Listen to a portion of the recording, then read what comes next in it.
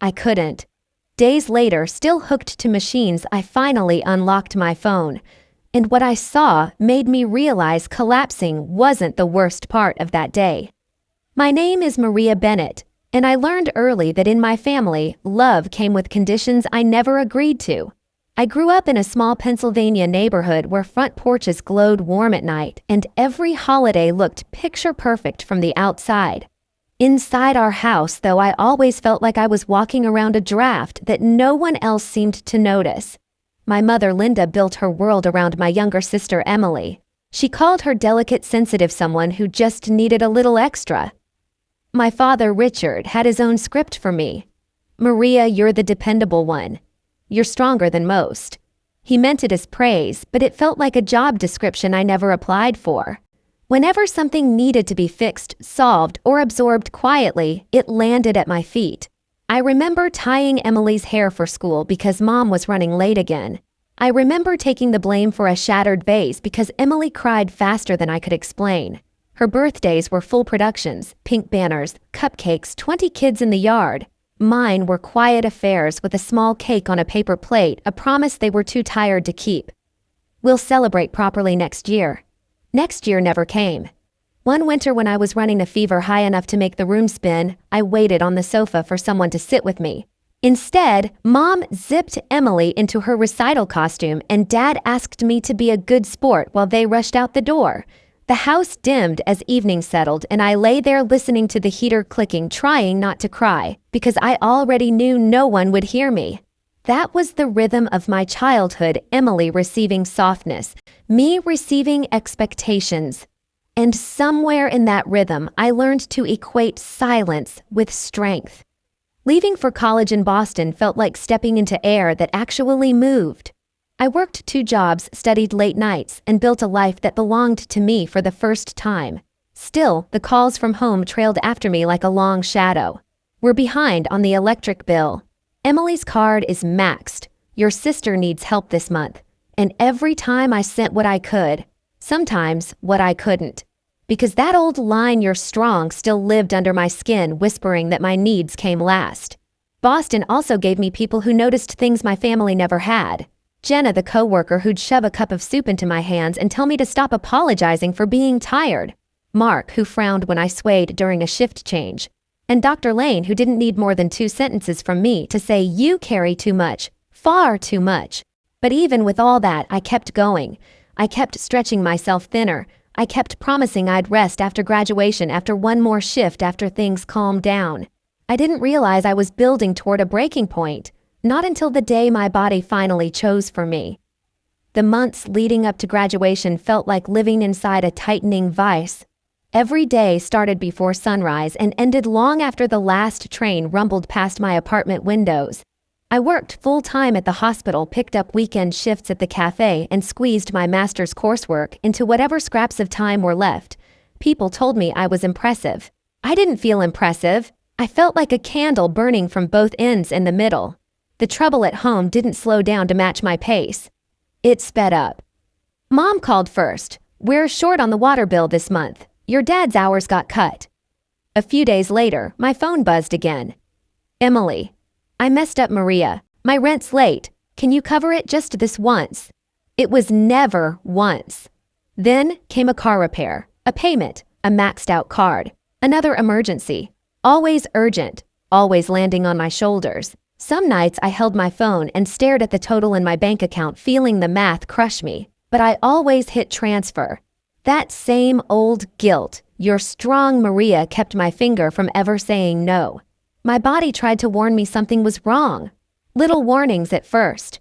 A shake in my hands while charting patient notes. A wave of dizziness when I stood too fast. A pressure in my chest after a 12-hour shift. I blamed coffee. I blamed stress. I blamed anything but the truth. I was running on fumes. Jenna noticed before I did. "Maria, you okay? You look pale." "I'm just tired," I said. It wasn't a lie. It just wasn't the whole truth. One evening after a brutal double shift, I collapsed into the break room chair and checked my phone. A notification flashed across the screen, a tag from Emily. I tapped it expecting a meme or something random. Instead, it was a photo of my entire family gathered around a grill in our backyard. Plates of food, laughing faces, sunlight warm on everyone's skin. The caption read, "Family Day without the drama." I felt something inside me dip like a floorboard giving way. Not anger, not yet, just a cold, hollow ache. I didn't comment. I didn't ask why she tagged me. I just turned off my screen and pressed my thumb into the edge of the table until it hurt. Later that night, while walking home, the world tilted. The sidewalk swayed under my feet. I grabbed a railing and waited for the dizziness to pass. My pulse hammered in my ears. I told myself it was exhaustion. I told myself to keep going. I told myself it would be fine after graduation. But there was another sign, one that stayed with me. I was charting vitals in the ER when the room blurred. I blinked hard, but the numbers on the screen doubled, then tripled. Mark touched my arm lightly. "Maria, you need to sit down." "I'm okay," I whispered. I wasn't. I kept pushing. I kept ignoring the signals. I kept promising myself just one more week, one more shift, one more assignment, one more emergency bill. I didn't know it then, but I was counting down to the moment everything inside me would finally snap. The morning of my graduation felt unreal, like I was moving through a world made of glass. Boston was bright and sharp that day, sunlight bouncing off campus buildings, banners fluttering in the wind, families crowding the lawn with balloons and flowers. Everyone looked alive, excited, whole. I told myself I was fine. I smiled when classmates waved. I adjusted my gown even though my hands trembled. My heart beat too fast, too hard, like it was trying to warn me of something I refused to hear. I checked my phone for any message from home. Nothing. When the ceremony started, the dean's voice echoed across the field. Graduates rose row by row, walking toward the stage as applause rolled like a wave. I kept scanning the bleachers left, right, top row, bottom row, searching for my family. There were empty seats, but not for me. Mine were never intended to be filled. Then suddenly, a vibration in my pocket. A text from Mom: "Traffic is bad. We'll get there soon." Another one. Seconds later, "Go ahead, we'll catch up." I tucked my phone away, pretending it didn't sting. "Maria Bennett." My name floated through the speakers. I stood. My knees wobbled. The stage lights blurred. I forced my feet forward, one step, two, until the world tilted hard to the side. A roar filled my ears. The grass, the chairs, the faces, they all swirled. I collapsed before I reached the first stair. Gasps erupted. Footsteps rushed toward me. Someone shouted for help. A coldness crawled across my fingers as sensation slipped away. Then nothing. When I woke, antiseptic filled my lungs. Machines beeped in slow, steady rhythms. A warm blanket lay across my legs and an IV needle tugged at my arm. The ER ceiling came into focus as voices murmured around me. Dr. Whitman leaned close. "Maria, you fainted from severe exhaustion. Stress, dehydration, heart strain, you've pushed your body too far. You're lucky you didn't collapse somewhere alone." His words didn't frighten me. They confirmed something I'd tried to outrun. "Did my parents—" "Come," I whispered. He hesitated just long enough to tell me everything. We called them several times, left messages. No one arrived. Silence swallowed the room. Not the painful kind, the revealing kind. Hours later, when my hands finally stopped shaking, I reached for my phone. There it was, a new notification. Emily had tagged me in a photo. My breath caught as I opened it. My family stood around the grill in our backyard, laughing, holding plates stacked with food. Emily in the center, smiling wide. The caption, "Family Day without the drama." I stared at it until my chest tightened again, not from condition, but from clarity. They didn't miss my ceremony. They didn't get stuck in traffic. They chose not to come. A slow, controlled exhale left my body. For the first time, it wasn't out of resignation. It was the beginning of something shifting. Something cracking open, and yet, the real breaking point hadn't happened. Not yet. Not until days later, when my strength was still failing and my phone lit up with 75 missed calls from home. The first thing I noticed was the vibration. Soft at first, then relentless buzzing against the metal side table like it was trying to shake the room awake. I'd only been home from the hospital for a few hours, still pale, still dizzy, still moving like someone whose body didn't fully trust her anymore. Boston's evening light filtered through my blinds, soft and gold, brushing over the stack of discharge papers beside my bed. Buzz, buzz, buzz. I ignored it until it became impossible. When I finally grabbed my phone, the screen nearly blinded me. 75 missed calls. Mom, Dad, home, Emily, over and over like a chant. My stomach knotted, not fear, not guilt, something colder. I didn't call back, not yet. Instead, I scrolled. The messages loaded in waves. Why aren't you answering? This is serious. Maria, pick up. You can't just disappear. We need you now. Emily is in trouble. I exhaled slowly. Of course it was about Emily. It was always about Emily. But when I reached the earlier messages, the truth twisted sharper. They hadn't tried contacting me during the collapse, or the ER stay, or the silence afterward. No, they only cared once their problem reached my doorstep. I scrolled further. A photo from Dad, a screenshot of a bank notice, another blurry papers, bills, payments, a loan. A large one. My eyes froze. My name was on it. My signature, except it wasn't. Not the way I signed. Not the curves I controlled. A scan. An old one. The one I used years ago on a rental form back home. They'd copied it. I felt my breath catch, but instead of panic, something startlingly steady rose in me. They forged my name. And now, the bank wanted my confirmation. Without it, the loan would fall back on them. Their property, their accounts, their mess, and they knew that. That's why they were calling. I wasn't their daughter in that moment. I was leverage. I didn't respond, not yet. Instead, I texted one person, "Can you come over? I need you." 20 minutes later, Jenna walked into my apartment with takeout soup and the kind of presence that steadied a collapsing world. Her eyes scanned my face, my posture, my shaking hands.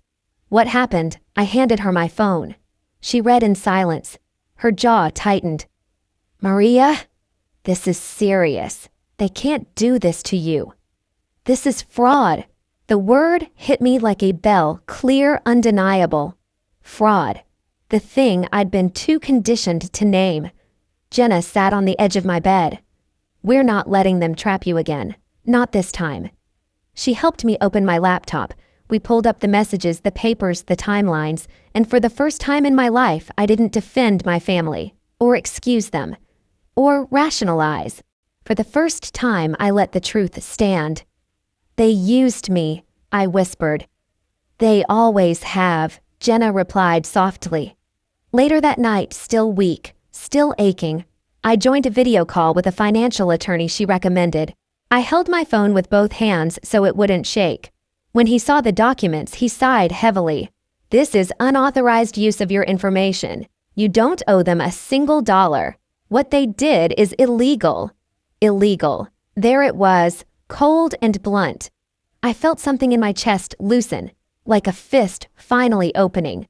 The attorney walked me through my options, steps, protections, boundaries I didn't know I was allowed to have. Then he said, "If they contact you again, tell them you're aware of the forgery and will not participate." The words terrified me and freed me. When the call ended, I sat there surrounded by silence and new air. Jenna squeezed my hand. "You're not alone." For the first time, I believed it. The next morning, the sun barely risen, my phone rang again. My parents' number. Jenna nodded at me. "Speaker," I answered. Mom's voice exploded through the phone. "Maria, finally. Do you have any idea how stressed we've been? Why didn't you answer?" I leaned back on the couch, steadying my breath. "I was in the hospital," I said calmly. A beat. Silence. Then Mom cleared her throat. "Well, yes, but Emily is in a crisis and we need you to focus." There it was. The truth uncloaked. Dad's voice boomed next. "You need to call the bank. Today. They won't talk to us without you. Your sister's future is on the line." I didn't flinch. "Dad, you used my signature without my permission." A long, suffocating pause. Mom jumped in. We only did it because you're responsible. You can handle it better than Emily. Stop being dramatic. Jenna's eyes widened at that word.